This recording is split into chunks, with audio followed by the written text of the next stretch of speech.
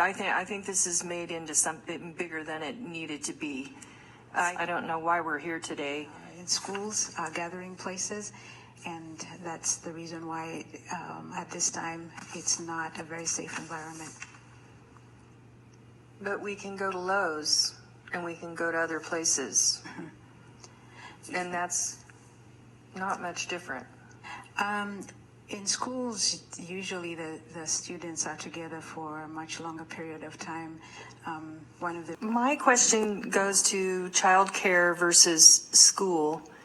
Why can we open childcare with specific guidelines of, social distancing and masks and no food and whatever, but we can't do that for older children? Well, and what does why does one person in that classroom, if they're all 6 feet apart with masks and no food and under the same guidelines, why does learning make a difference? Well, first of all, by rule, it's an instructional.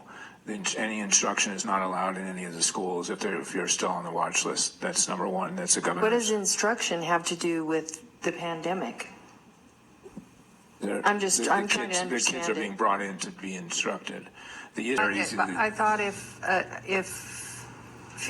over 50% of the population had been exposed, test positive, that we would develop enough immunity in the community. Herd immunity is about 60% rather than 50%, but close. But we're nowhere near.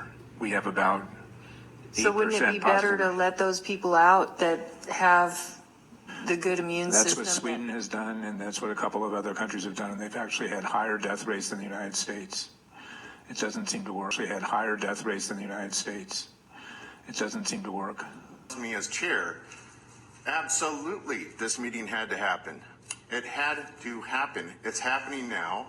We're having an honest, open discussion. We're going to hear from the public in a moment. But you've got to be kidding me.